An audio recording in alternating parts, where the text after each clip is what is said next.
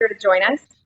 Tonight, we're going to be trying our 2018 Roussanne Reserve, and that is all from one vineyard. It's from the Farmhouse Vineyard. So if you tuned in last week, you got to meet our Farmhouse Vineyards grape growers. Also, I just wanted to give you all an update. If you've missed a previous virtual tasting and want to take a look at it, we now have those uploaded onto our website. So you can go to the virtual tastings page on our website, click on any of the pictures that show the wine that we previously did a tasting on, and you'll be able to see that video. Tonight, we're going to be focusing more on the wine. We've decided we're going to try and do 3 different sort of takes on our virtual tastings as we move forward. So Mondays are going to be more wine-centric, focused on the winemaking and the process of. Wednesdays, we're going to try and always include a grape grower, so grape growers on Wednesdays. And then on Friday, we're going to try and do a little bit more food-centric, so Food Fridays, if you will. So tonight we've got Dr. Richard Becker again, our owner and proprietor, and our winemaker, Jon Leahy, and they are going to be discussing our 2018 Roussanne Reserve. I'm going to go ahead and turn it over to them. I hope you all enjoy. Thank you so much for joining us. Thank you, Rebecca. And this is something that Jon and I are enjoying enormously, and Joe will probably, I'm sure, be here on Wednesday. But I just want to remember again that that we are so aware of the great stress in our country and in the world.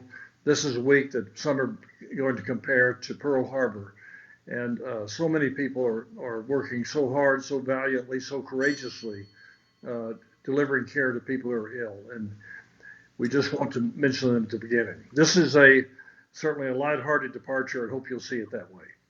The second thing I want to do is to thank you for participating. We're trying very hard to keep our winery working. Your orders of our wines, your participation in this tasting has been enormously helpful to us. And thank you and welcome. And now, Jon. Well, I don't know how to follow up from that. So I would like to add my thanks to everyone again as well. Both the folks like my sister and sister-in-law who are on the nursing front end of this, and everybody from the folks here that are keeping us stocked in groceries to everyone who's taking care of us. Thank you. Cheers to you all. But I also want to remind everyone at home, if this is the bottle that you have, then you've got the right bottle. It's our 2018 Roussanne Reserve. And I think Dr. Becker just left the show. He will return. Anyway, I want to bring you through the first taste with us. So go ahead and grab your glass, give it a sniff, give it a swirl, another sniff, and a sip. So one of the things that I find very interesting about this wine, and we were talking about this a few minutes before we went live, was the herbaceousness in this wine. And Doctor, can you add to that? Well, I've always loved the beeswax character on the note with some herbs, but I think there's also pear. There's some lanolin, if you'll accept that. There's some subtle lime blossom notes, some pear, some apricots. Very complex nose. I agree. Absolutely. I do get a lot of pear. What really jumps out about the Roussanne for me has always been that really nice herbal undertone in addition to the fruit. It tends to do that. So the origins of Roussanne are kind of interesting. It actually is from the south of France, and coming here to this country rather late, not until the 1980s, I believe. But Doc, if you would join or walk us through a few of the more famous properties in France. Well, the name comes from probably the French word roux, R-O-U-X, for a reddish brown color. And that's what's seen in the grape skin as these grapes approach ripening. Thought to be probably a native grape to the Rhone Valley. Right. It's one of 2 white grapes permitted in the vineyards in Hermitage, Gros Hermitage, and Saint Joseph. Frequently blended, although maybe Marsanne a little bit more, with some of the red grapes to enhance the bouquet and some of the richness of the wine.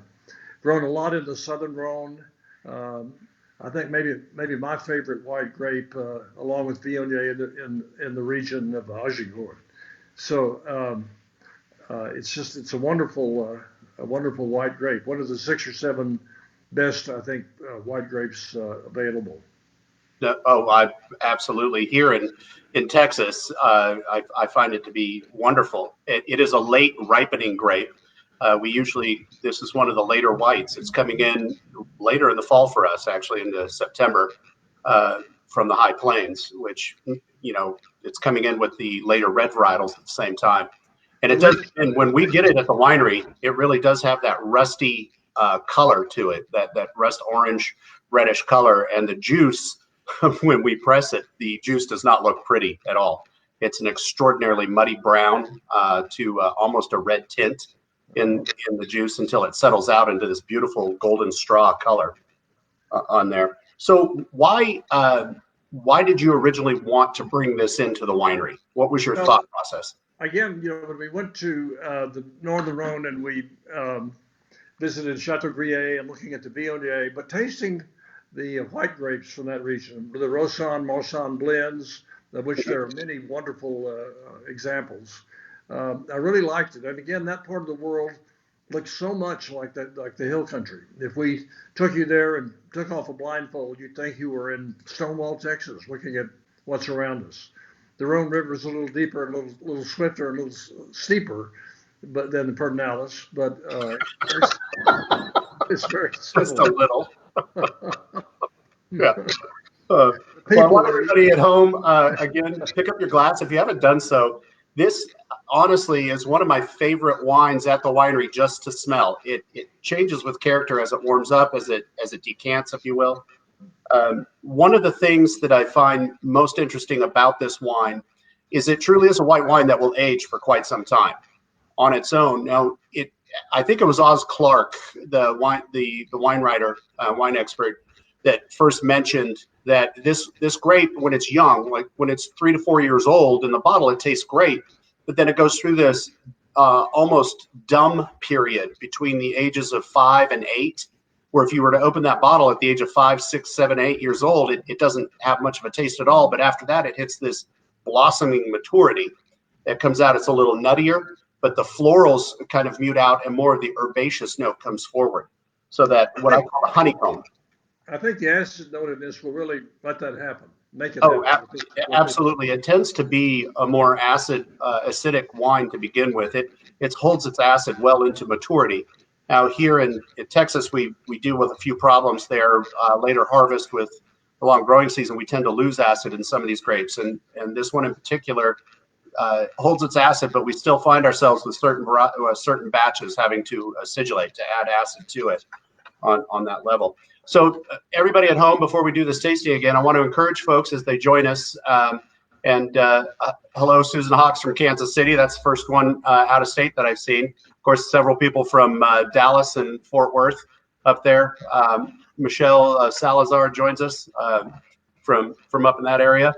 So anyway, as you guys are joining us, think of a few questions to ask us, type them in, and we'll get to the questions here towards the end. Now, what was your inspiration for our, we do a Roussanne on its own as this one is, but we also use it in the Prairie Cuvée, another label that we do at the winery. So why that wine, Doc? What was your inspiration for that? Well, again, it was a lunch we had with Buddy and I, with Tom and Lisa Perini and Guy Stout, our wonderful sommelier friend, at Saint Joseph. And it was, again, a cold, rainy day in November. In the Northern Rhone Valley, and we found this little restaurant. Actually, Guy recommended it, and we had a wonderful duck kind of a stew, and we had a Roussanne Marsanne blend with it, and it very memorable for me. And I thought, this is something we were already down the road with Viognier, and maybe Roussanne and Marsanne would be another pair of white Rhone grapes we ought to think about. And so that's really, I think, where that began. Fantastic. Well, I've certainly enjoyed dealing with it. Now, we deal with the Roussanne, the Marsanne, and the Viognier at the winery. And the Roussanne in particular, I particularly enjoy the barrel-aged Roussanne. So we do ferment in barrel, and we barrel age as well. Most of our white wines will see mostly stainless steel. The exception of the horse is this one, which sees mostly oak, neutral and new, both for fermentation as well as long-term aging. And I do notice that when this wine is young in barrel, it's rather bland. It's after about 18 months that we start seeing that fruit come forward again and see those honeycomb notes, and that pear note really starts to come forward with that. So the barrel process for us is whether to batonnage or not, whether to stir the lees. Do you want to elaborate on that? I know we have discussed this before, and we've had a lot of fun. For those of you who don't know the background, Dr. Becker and I get into a lot of wonderful debates about which grapes go into which barrels and how many barrels to buy every year for those grapes. And it's a lot of fun. And I go home and my wife always asks me, do you still have a job? It's good. Yep. No, John, I love this balance of, I think in our part of the world, maybe the balance of malolactic fermentation in barrel for some percentage of the Viognier or the Roussanne or the Marsanne, and maybe another percentage kept without malolactic fermentation and stainless steel, and then put together. I think you've really done that beautifully. Mm-hmm. I appreciate that. It is a grape, again, like this particular vintage, we found ourselves with 18. We had a nice heat spike, mid-season, and then some interesting weather at the end. We started to lose acid in the grapes in the vineyard, but they just weren't quite phenolically there yet, so we kept them out a little longer. The farmhouse vineyard we received in 2 different lots.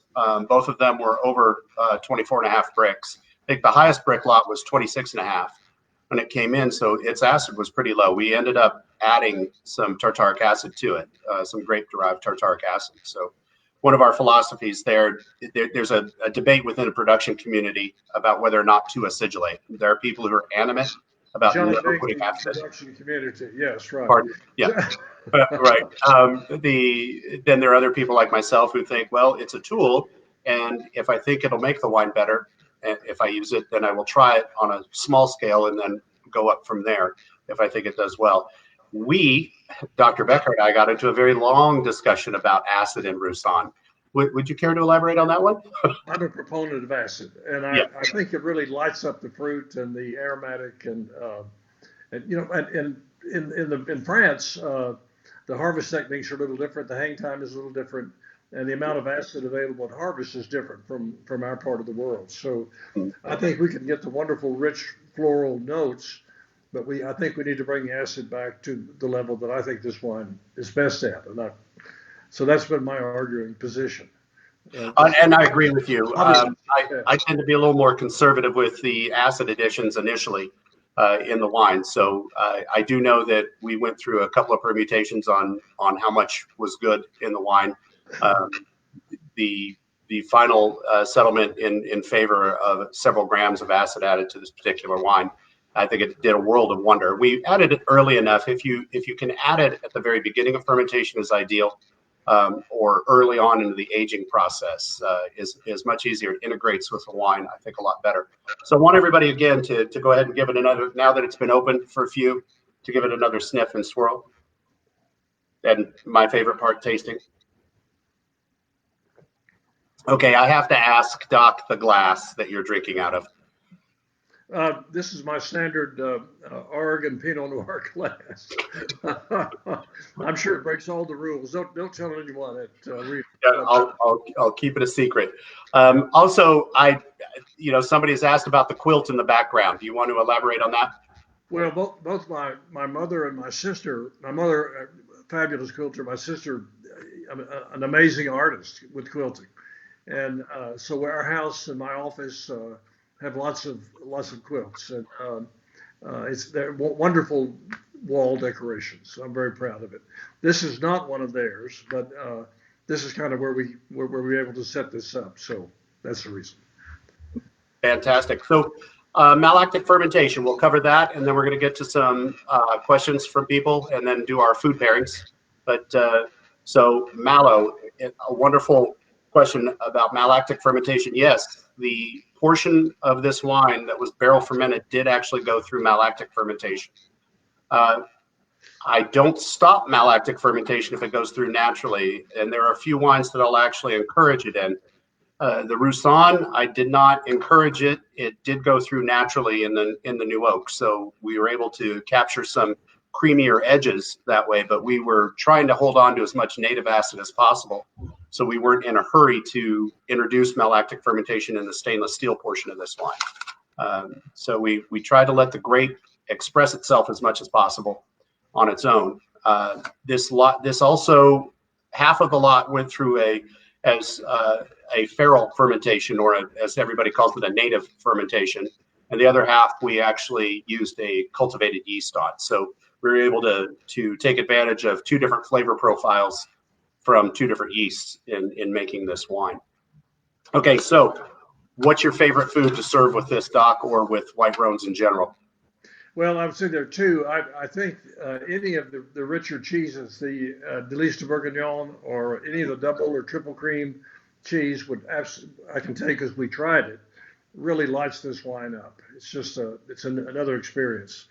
And then there is a special salad that my nurse Alma makes and brings to the office. And it's hard to describe it because it's so complex and rich, but it is, and if people will contact us, I'll get the recipe for you. But it's a wonderful compliment to this wine. You know, everybody's going to remember that. We're going to need that recipe so we can post it now. Alba will have it. I'll get it for you, I promise. Right.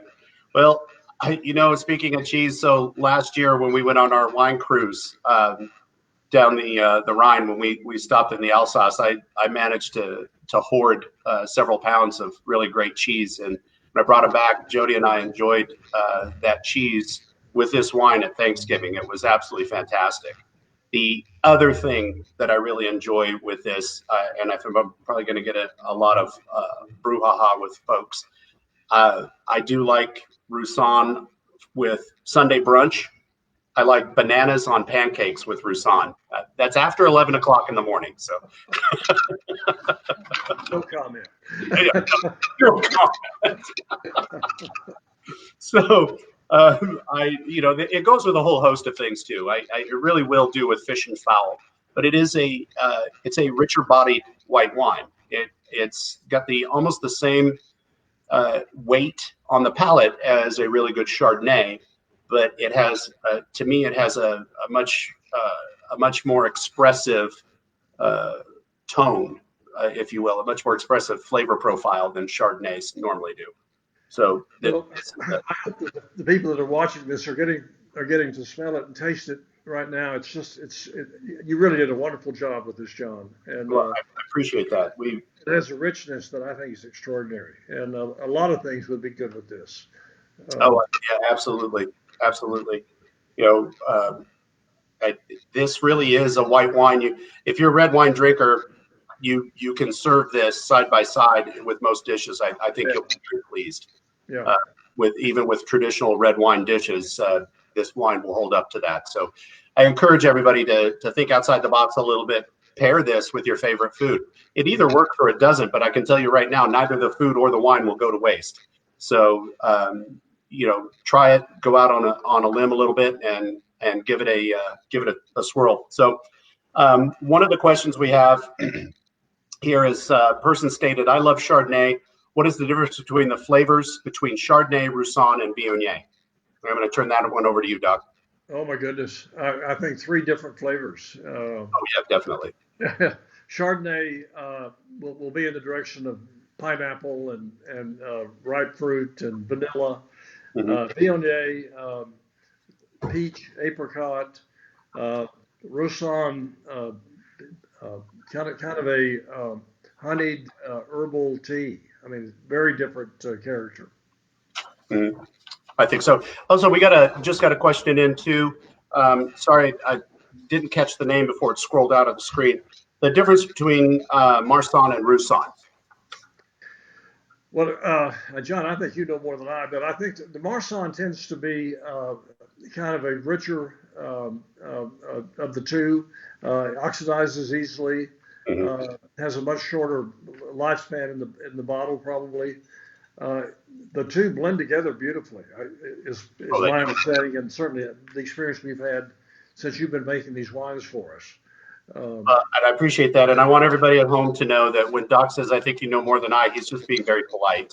So the man is you are a great resource when it comes to wine and the enophile side of life. Anyway, the French or American oak and how long. So I don't use any American oak on the Roussanne at all. It's all French. I prefer the tight grain on the French. We've discussed that in the past. The tighter the grain, the longer the wine can age in the barrel. The savory characteristics that the French oak lend to wine really do well with this particular varietal. So yeah, it's 100% French oak. And this one actually has 40% new oak in it, which breaks most of my rules about how much new oak on a wine. This particular one does very well with new oak, and that's from fermentation through 2 years of aging on there. So where do the grapes come from? I don't think we hit on that probably hit on that too early. The grapes for this wine came from the farmhouse vineyards, from the folks that, if you joined us last Wednesday, they were on with us, the Anthony and Tracy Ferguson and Katie Jane and Nick Seaton. They are family that up in the High Plains that grow for us. Fantastic folks. All you have to do is taste this wine and know the magic that they produce in their vineyard. So another quick question, a particular cheese by brand that you would recommend or by name? I don't know enough about cheese, but I can tell you any double cream cheese with this would knock your socks off. And Delicia Bourguignon, if you can find that a great white cheese, will be very good with this. I will tell anybody at home, the stinkier the cheese, the better with this. A really well-ripened cheese does very well with this wine. What salad with protein would you pair with this? Well, the last question I'm going to answer for this particular one is, what salad and with what protein would you pair this wine? And I think that's the salad portion. But what would be your all-time favorite protein to pair with this wine? I think duck is great. I think chicken would be good. I think probably pork would be good. I think any of those sort of white meat proteins, either chicken or duck, or and John, what do you think, John? What is your response? Particular protein that I would pair with this right off the bat, I would do a duck or a darker meat fowl, duck, goose, the pheasant, if you can get a hold of it. But if you're having trouble with that, I would actually lean towards pork. So a really nice roasted pork loin or a good pork chop, something with a little richer taste to it. But a dark meat fowl would be awesome. I think that fattiness would hold up to this, would just make it shine. Yeah. Okay, so for next week, for later this week on Wednesday, we're going to be joined by the Canada family, a grower up in Plains, Texas, to discuss the wine that we'll be having with them. If you have not yet ordered the box of wine and you would like to, and please do, you can always come back and replay any of these videos, both on our Facebook and YouTube channel. And I was told today that we've loaded up the first 3 of these broadcasts on our website at beckervineyards.com. So you can find the link there as well. And for those of us who will be joining us later in the week, on Wednesday, we'll be discussing the Claret, which is a gold medal winning wine, and the Canada family will be joining us for that. And then after that, I'm not quite sure what was on the Friday list. I'll have to look that up, but I'll mention it in the Q&A session afterwards. Again, we want to thank everyone at home for joining us. We really do appreciate the support that you've shown us, and we will support you right back with wishes for your health and safety, but also our gratitude. You have made a lot of people happy by buying that box of wine, including myself, and I'm always happy to join you here. So please, guys, stay safe, enjoy great health and great wine. Cheers. Oh, you bet. Thank you, John.